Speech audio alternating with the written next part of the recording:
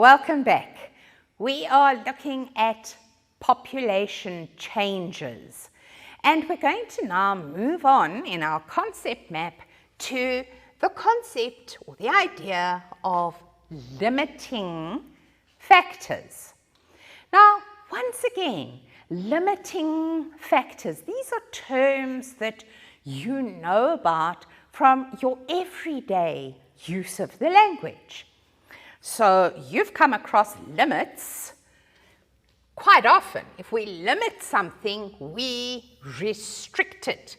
We place conditions on it so it can't go further than those limitations.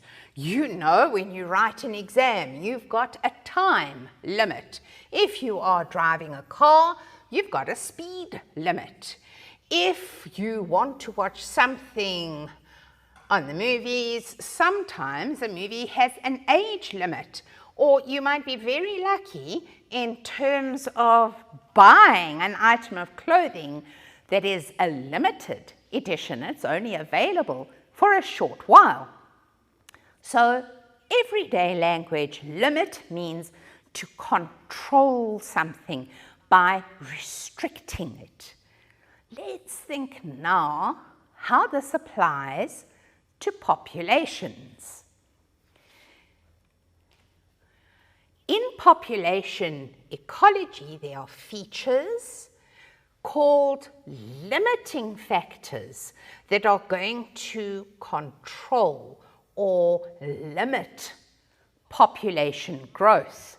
They're going to restrict population growth to a particular size, an upper limit or maybe even a lower limit. Let's look at some of these limiting factors, and as we're talking about them, I want you to try and think about natural populations that you may be familiar with. Think about what is going to naturally limit the size of the population. We can divide our limiting factors into two broad categories. And do you remember earlier on we spoke about the parameter called density? We said that some populations there are fewer individuals, and other populations there are more individuals in the same unit area, and we spoke about the fact that this population is less dense than that population. So we have spoken about the parameter of density, and now we need to link this parameter to the concept of limiting factors. And we can say that limiting factors are either density dependent or density independent. So in other words, what we're saying is the density of the population, the parameter called density, is going to be affected by these limiting factors. So let's talk about this further. Here are a number of key words again, and this is where you've got to be remembering these terms, and we see that we're first going to look at density dependent limiting factors. Food and water. Let's take that as a limiting factor.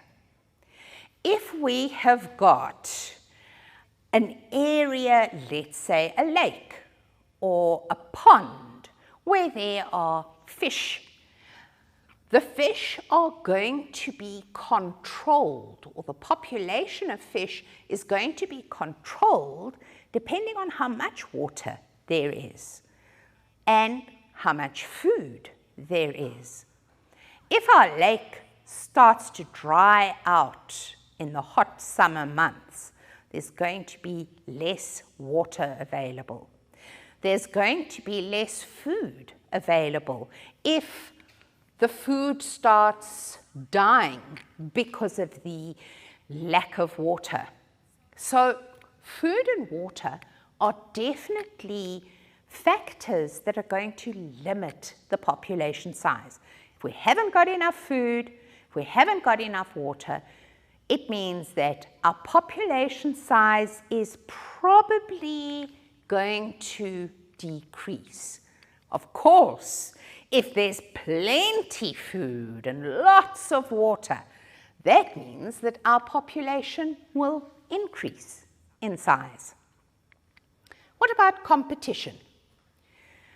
We're going to look at competition in a number of lessons' time in lots of detail.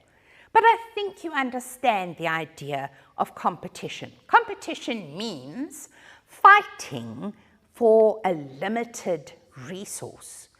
And if we have got a very dense population, lots of individuals in this particular area, it means that competition is going to be rife. Competition is going to be strong. And that is going to limit the size of the population. What about space and shelter? We're talking here in our set of examples on an aquatic ecosystem. So this poor little fish, inside its bowl, it's got very limited space. And so we can't, in that little artificial ecosystem, put 20 fish because there's not enough space. But of course, if we took this little fish and we put it into a dam or a lake, it's going to have a lot of space and it's going to be able to breed and make more. And there are lots of places for it to find shelter. So space and shelter are important density-dependent limiting factors. What about predation? So what does predation mean? We're also going to explore this factor in a lot more detail, but predation means I eat you. I hunt you, I catch you, and I eat you. I am the predator, you are the prey. Now think about how this is density dependent. If there are lots of hunters or predators and only a few prey species, those predators are going to decrease that prey species population quite significantly. So predation is a very important density-dependent limiting factor. And finally, disease.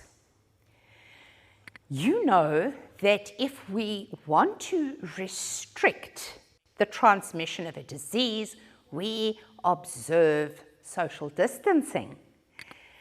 If we are living in closely packed or dense populations, we're going to see that diseases transmit far easier. So another density-dependent limiting factor is disease. Where we have a very dense population, we're going to see diseases spreading more rapidly. Whereas if there is not a very dense population, if we've got lots of space between the members of the population, we're going to see possibly a decrease in infectious or communicable diseases. So these are our density-dependent limiting factors. What about density-independent factors? Factors that are going to limit a population growth, and they've got nothing to do with how many individuals are in that population. This kind of factor is going to affect populations whether the population is small or whether the population is large and there's overcrowding. It doesn't matter. So something like natural catastrophes, storms, volcanoes and volcanic eruptions, earthquakes, hurricanes, all of these are considered to be natural catastrophes or natural disasters. And quite honestly, if you are a lion in a particular area where there are maybe 10 individuals, or whether you are a lion in an area with 50 individuals, a storm or a flood coming through an area is going to affect your population irrespective of how many members are in that population. So that's why we call them density independent. In the same way, climate changes are going to affect a population irrespective of how many members are in that population. So when we talk about rivers drying up in the summer months, that is density independent. It's going to affect the population irrespective of the size of the population. If we think about snow falling, that's going to stop the growth or cover plants for a particular group of animals to eat, we're going to see that climate is going to affect the populations irrespective of whether that population is dense or large or not so dense and a small population size. Another key word that you need to be familiar with, and that is carrying capacity, and it links to our idea of density. When we talk about the carrying capacity of something, let's once again think of it in terms of normal English. All right? I have 2 hands. That means I can pick up 2 suitcases. Maybe at a push I could shove one under this arm and one there. Oh, maybe I can carry 3. All right, if you help me, you can push another one under this arm. I've got 4, but I've now reached my carrying capacity. I can't carry anything more. Take that idea now into an ecosystem. The carrying capacity of, we're looking at an ecosystem, is the maximum number of individuals of our population that the ecosystem can support. If our ecosystem has 12 trees in it, maybe the carrying capacity of that area is 2 elephants. Introduce another one and another one. It's like me and my suitcases. It's not going to work. The trees are not going to support an increasing population of elephant. And we say that that particular area, that ecosystem, has reached its carrying capacity for elephant. It might be able to have extra lions in the area, but as far as elephants are concerned, it's reached its carrying capacity. So it's linked, this concept of carrying capacity is always linked to the availability of resources. In terms of carrying suitcases, my arms were the resources. In terms of the elephant and food in the population, or food for the elephants, trees are the resources. So if our resources are limited, we're going to find that the carrying capacity of the environment is reached much quicker. Now, relating to carrying capacity, as the population grows, it now starts approaching the carrying capacity, and we see something called environmental resistance coming into the picture, which causes the birth rate or the immigration rate to decrease and the death rate to increase. And of course, we have to leave something good for next time. So I'm not going to deal with environmental resistance in this lesson. We're going to focus on that next time. But eventually, in terms of carrying capacity, there is a balance between adding members to a population and taking away members to from a population, and this number is what we call the carrying capacity of the ecosystem. It's going to be when that population stabilizes at a particular size or number of individuals. Now, let's test what you have learned over the lesson that we've been dealing with right now. Your friend takes this photograph and says, "What a wonderful photo of a population of animals." Now, you don't want to be that friend, but unfortunately, you have learned your life sciences with Mama H, and so therefore you say, sorry, this is not a photograph of a population of animals. I'm so sorry, I love you dearly, but you're wrong. All right? You've now become that friend. But now you can't just tell your friend, dude, you're wrong. You've got to be able to back up your opinions with science. So, explain why your friend is incorrect in calling this group of animals a population. Well, first of all, remember, here's our population of meerkats, but here we've got another population of zebra, a population of wildebeest, a population of acacia trees. So what you've got to tell your friend is that it's not a photograph of a population. I'm so sorry. It's a photograph of a community.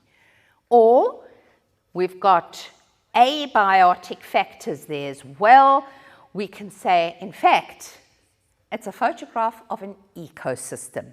We've got to always help our friends who don't do life sciences. Oh, shame, eh? All right. Next question. This is a notice posted at a beach resort that allows fishing from the beach and the rocks.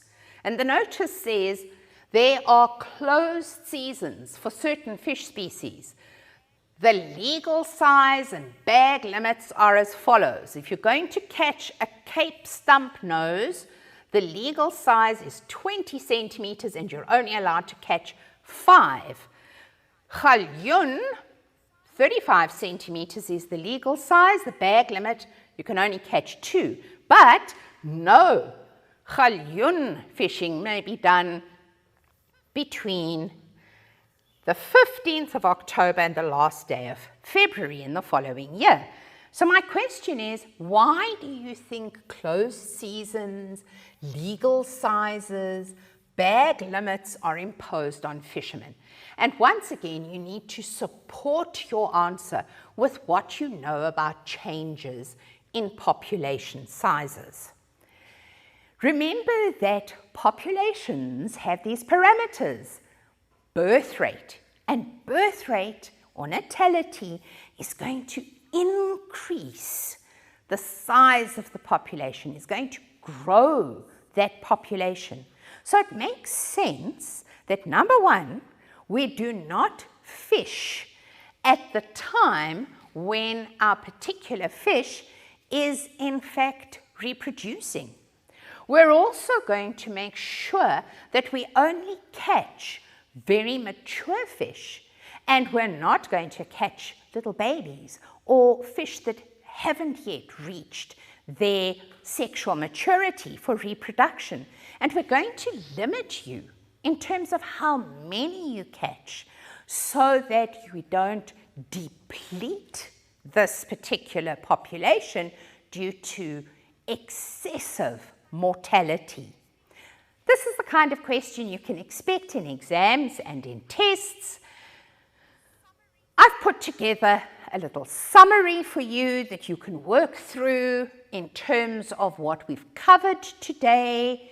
We've covered population parameters, limiting factors, carrying capacity, and that means we can cross off population size from our greater scheme of things. And we've got still things to look forward to in upcoming lessons.